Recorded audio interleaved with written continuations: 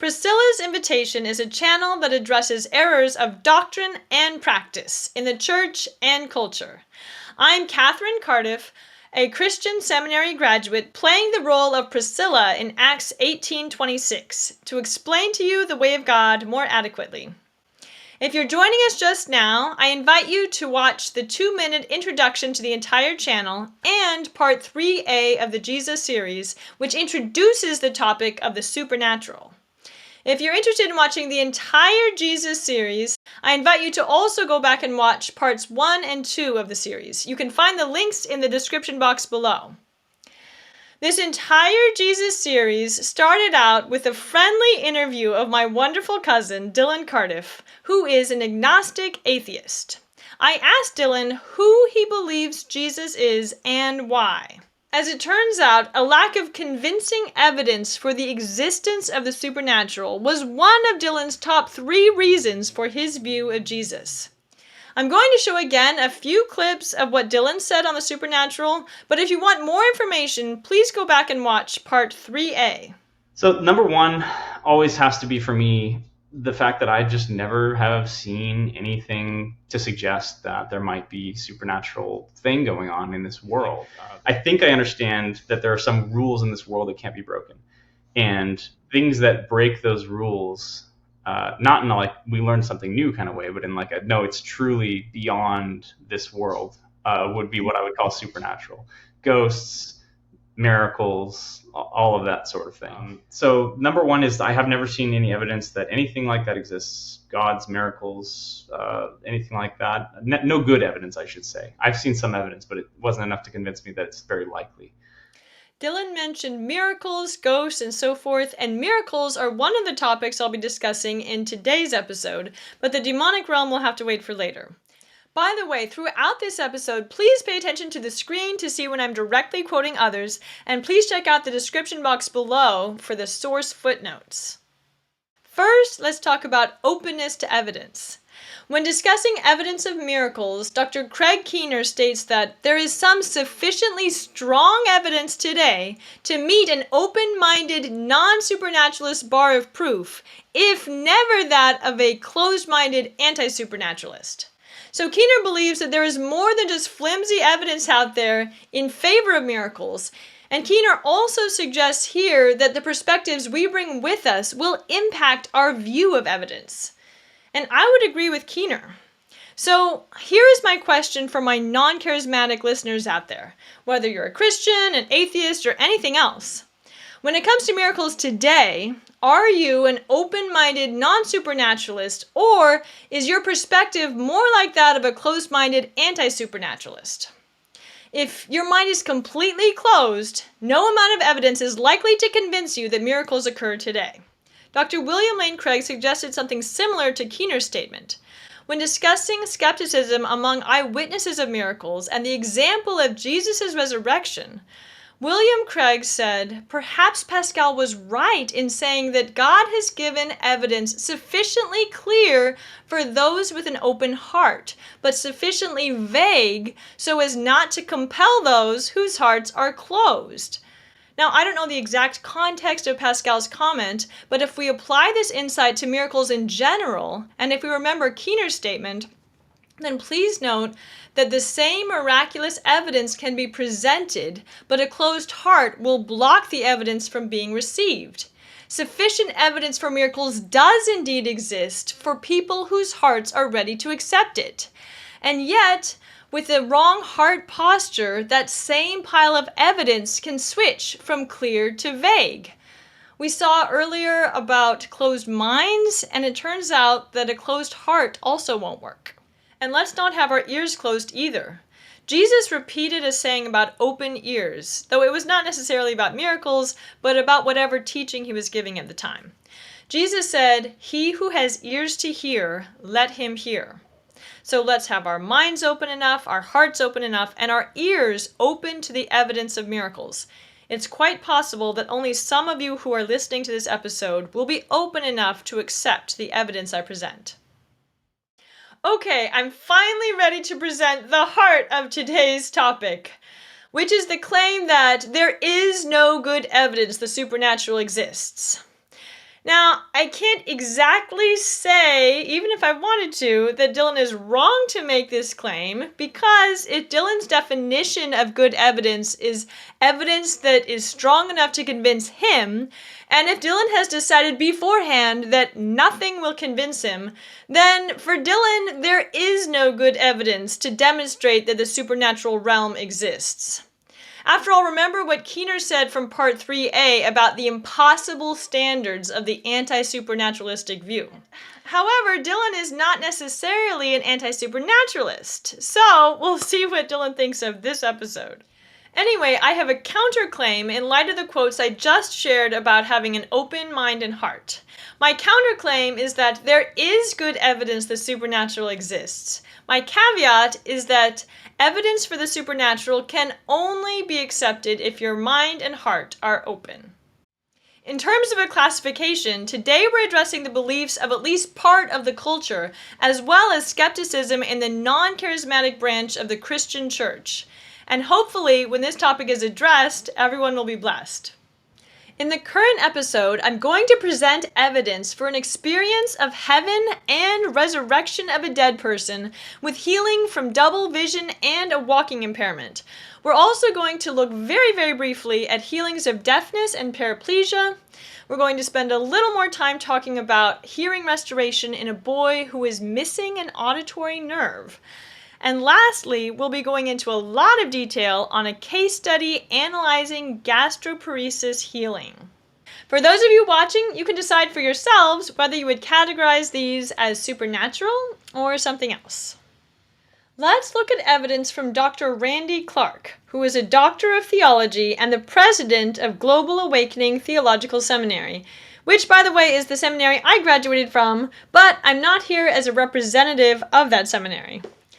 Dr. Clark published a book in 2018 called Eyewitness to Miracles, and I'm going to share one of Clark's dead-raising reports. Clark records the account of a Brazilian girl who was killed by a motorcycle while walking across a street.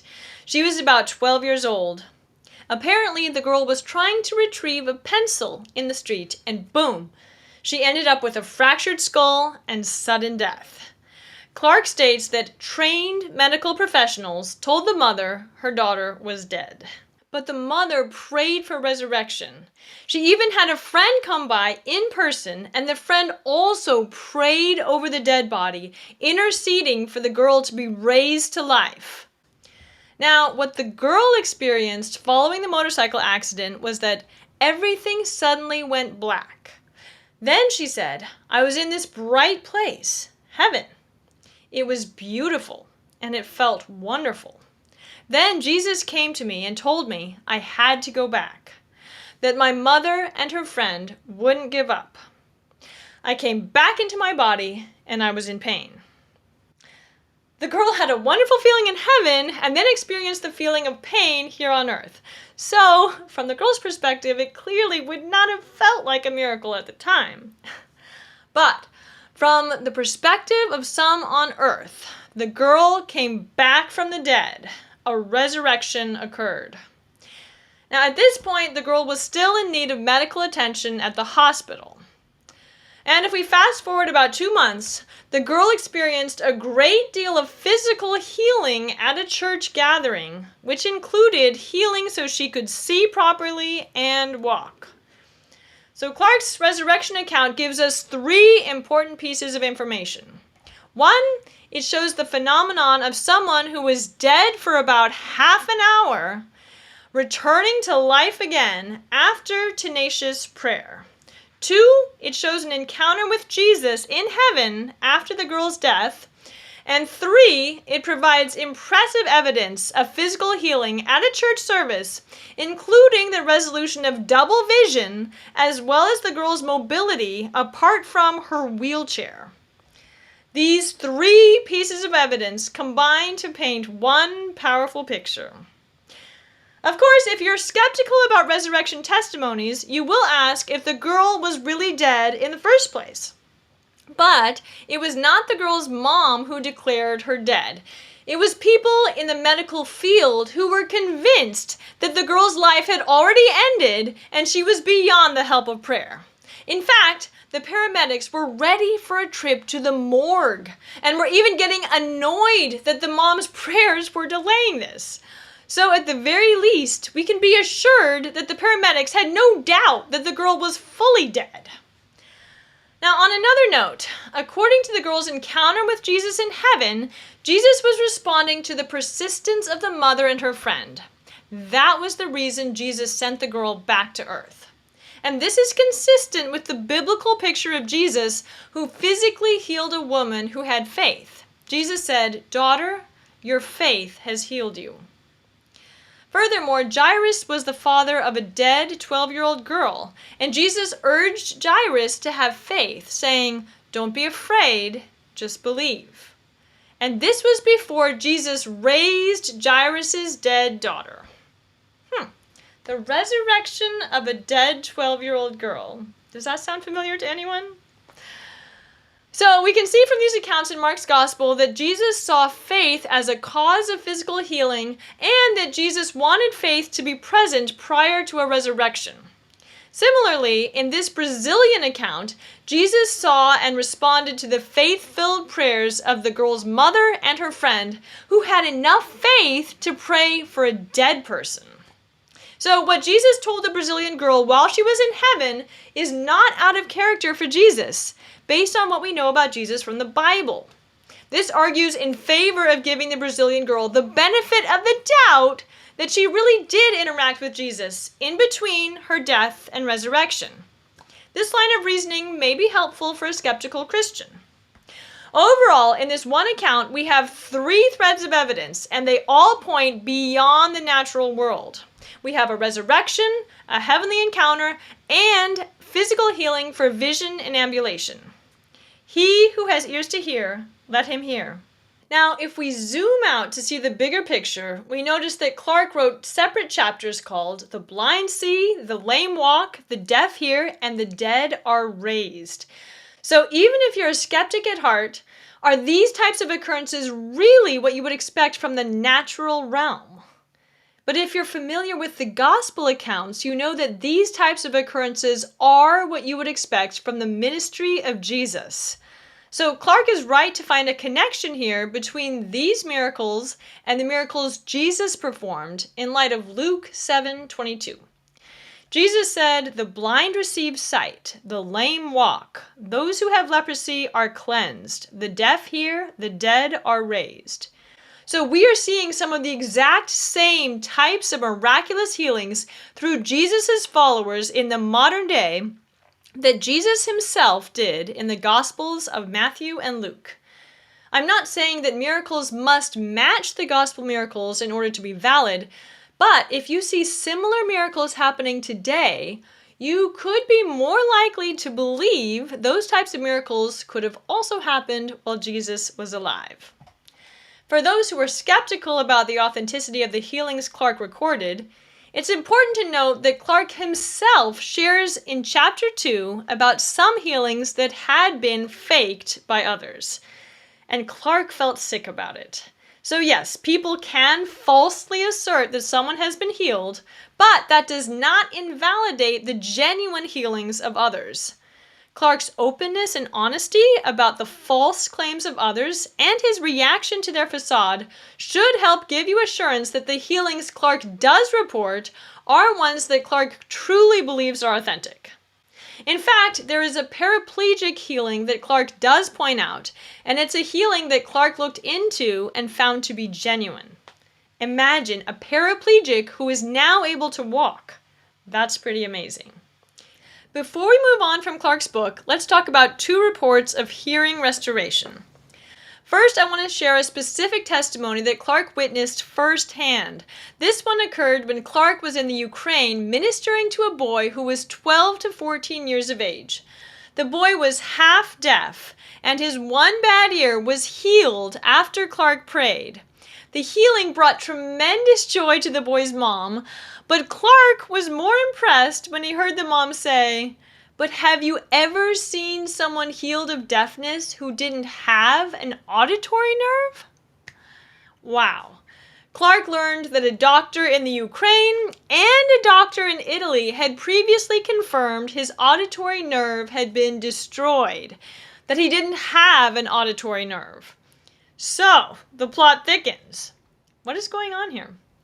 Of course, any skeptic would be tempted to question whether the physical impairment was truly cured or would try to question the original diagnosis or both. But the diagnosis was not merely the mom's guess. She had learned this from a doctor. On top of that, a second doctor had even corroborated the original diagnosis. So clearly, we have little reason to doubt the reality that the boy was missing an auditory nerve.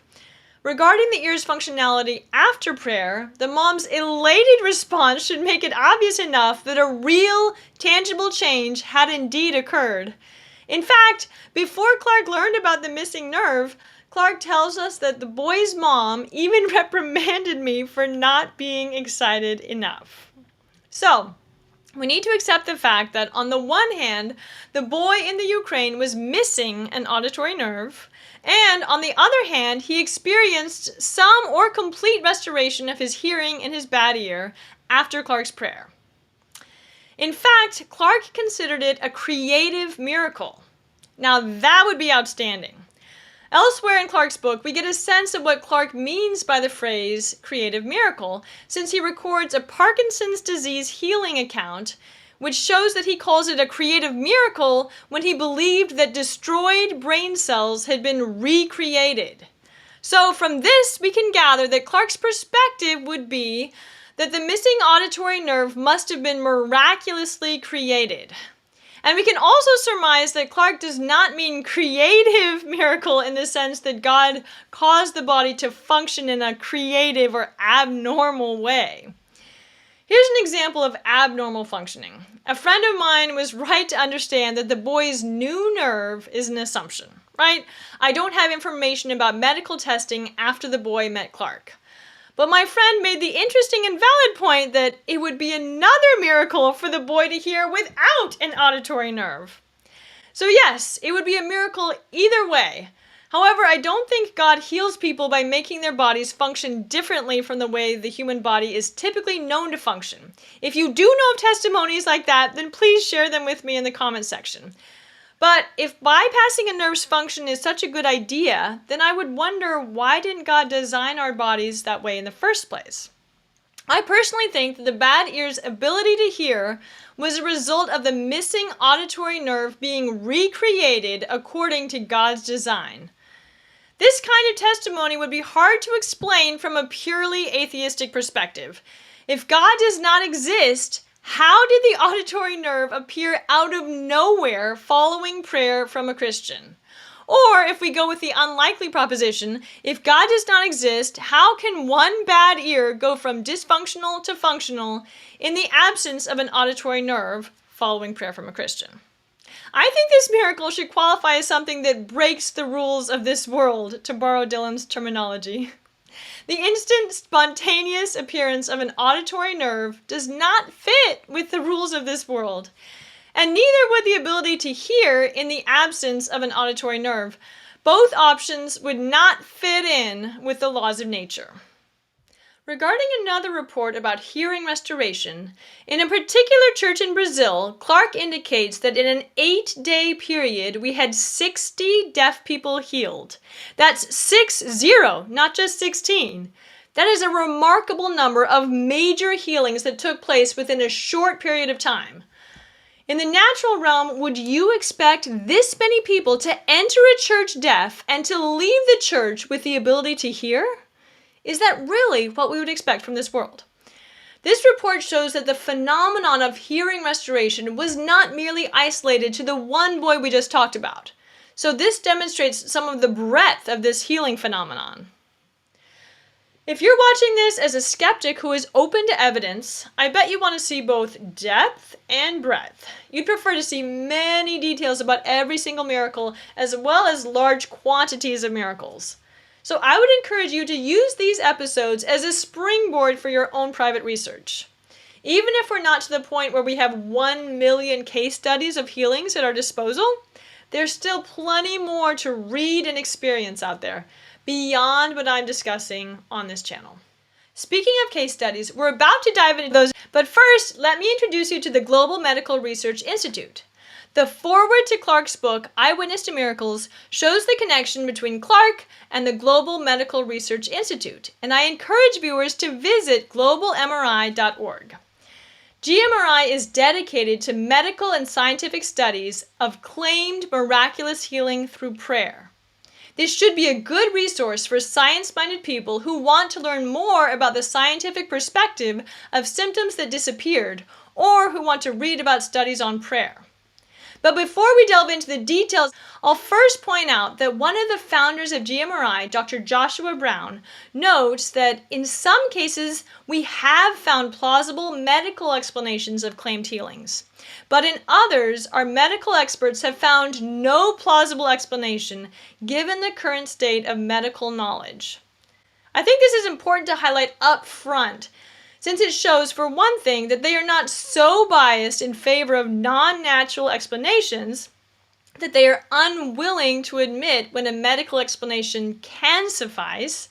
Secondly, it's important because we should have a balanced view of what's going on ourselves. Thirdly, it's important to see that certain healing cases are truly remarkable and do not actually fit in with the domain of modern-day medical explanation.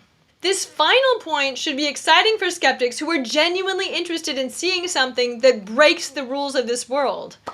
I'll ask my viewers, would this kind of thing fit your definition of supernatural? Alright, let's dive into some details. Put your scuba diving gear on. Here we go. In a case study from GMRI by Romez, Zaritsky, and Brown, the patient was diagnosed with gastroparesis when he was just a baby. And from age 0 to 16, the norm for this poor kid was to receive nutrients through a feeding tube rather than by eating food through his mouth. So evidently this boy had a serious long-term health issue. I've put some definitions on the screen, so feel free to pause the video if you want to digest all that information before moving on.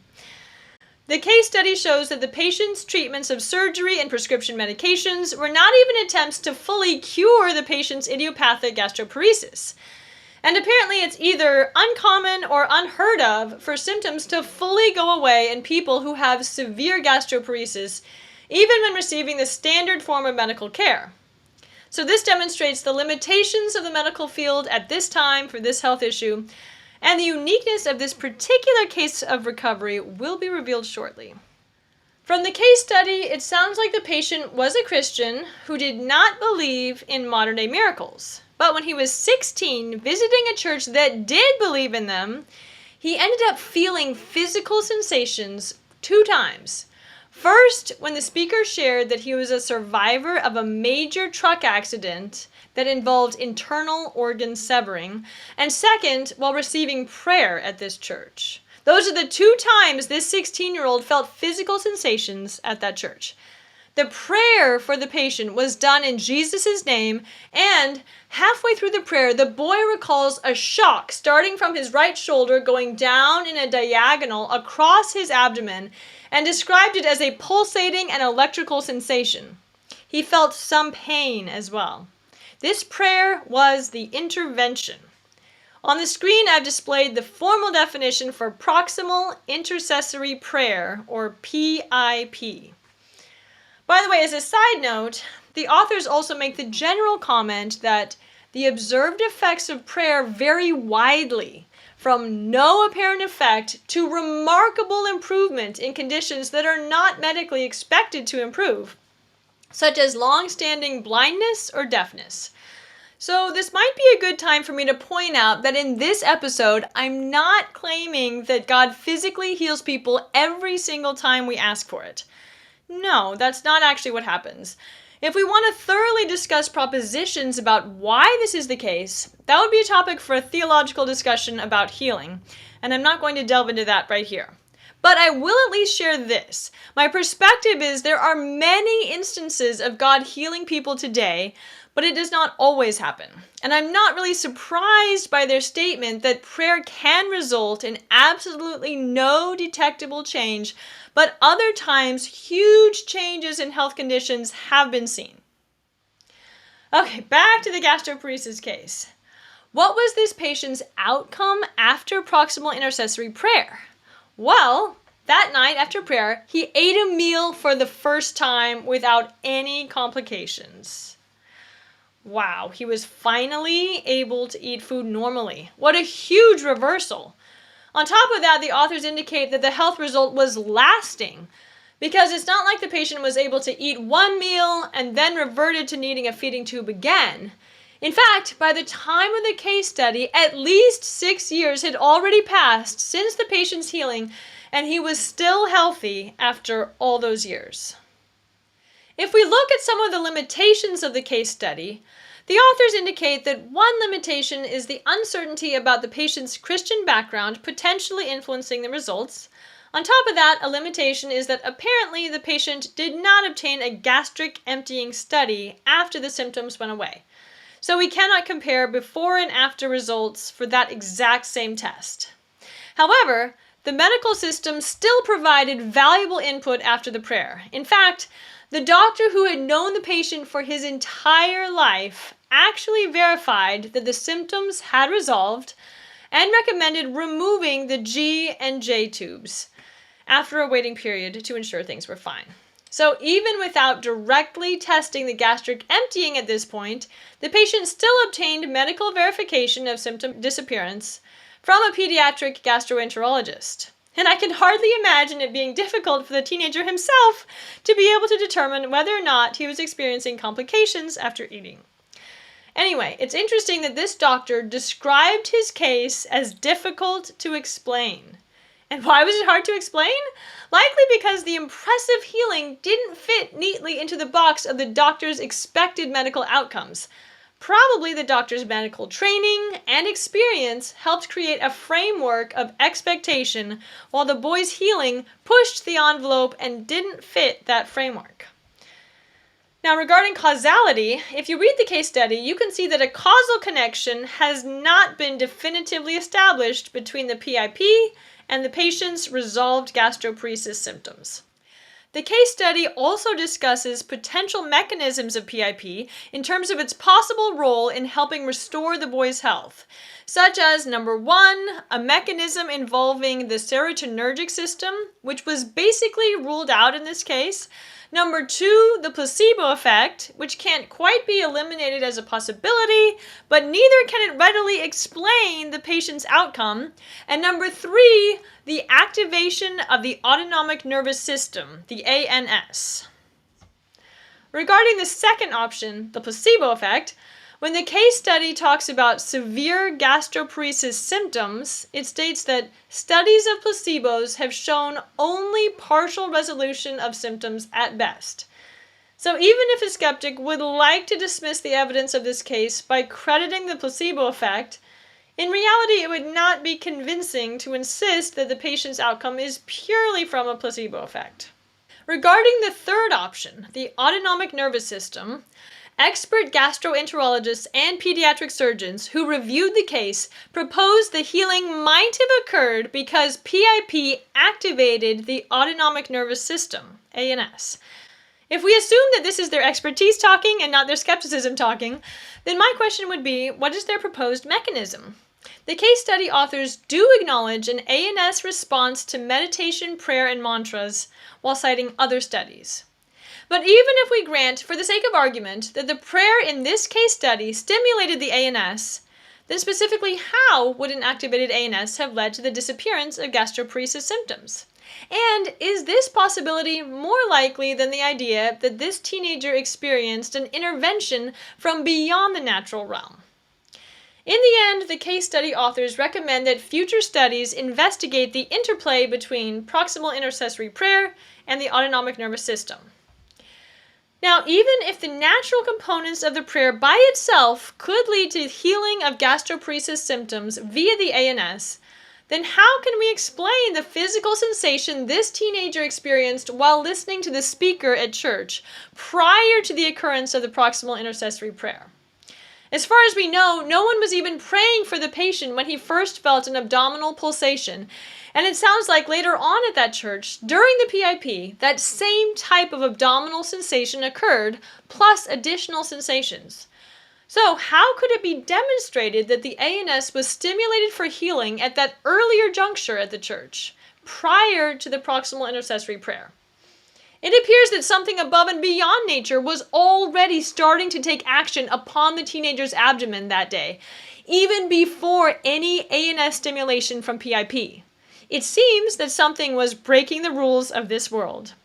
So even with the expert's hypothesis about the ANS, it seems problematic to fully dismiss the possible presence of supernatural action in this case.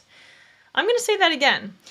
Even with the expert's hypothesis about the autonomic nervous system, it seems problematic to fully dismiss the possible presence of supernatural action in this case. On a related note, it's clear enough that this teenager's healing was not caused by the medical profession itself. We need to realize that it was not a new medical intervention that came immediately prior to the boy's healing. It was a visit to a Pentecostal church service.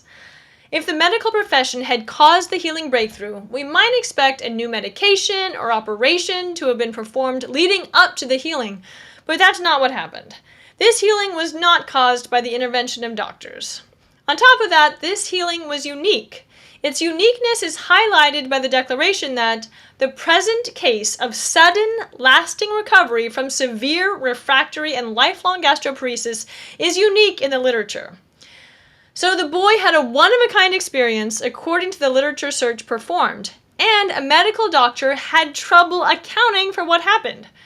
Overall, we have here evidence that a teenage boy with a lifelong health issue experienced an impressive healing in a way that the medical community had apparently not seen, and it changed his life. So what are my own conclusions about this gastroparesis case study?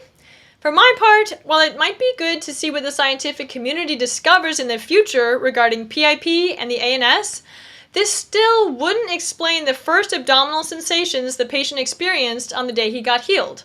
My current perspective is that God supernaturally touched this teenager's body in 2 stages of physical sensations at a church service, and the result was that the teenager was completely and permanently healed. He who has ears to hear, let him hear. All right, good job surviving that deep dive into the details.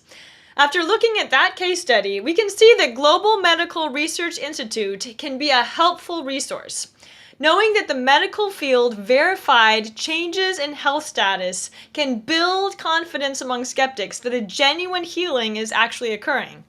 So for those of you who are skeptical and science-minded, I would recommend that you go to globalmri.org and look at this case study yourselves, as well as the case study we'll be discussing in the next episode. You can find them here.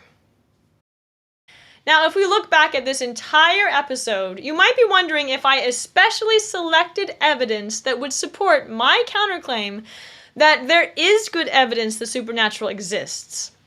Well, yes, I did. But I also acknowledged that miracles do not always happen when desired. I acknowledged that some so-called healings are actually fake. And I acknowledged that some healing assertions that were researched turned out to have natural explanations. Okay, let me sum up other aspects of this episode. 1, it's important to have an open mind and heart when listening to evidence of miracles. 2, there is modern-day evidence of a dead girl being raised to life, and this girl had an after-death experience of both heaven and Jesus. 3, we noted the healing of 1 paraplegic and numerous deaf people.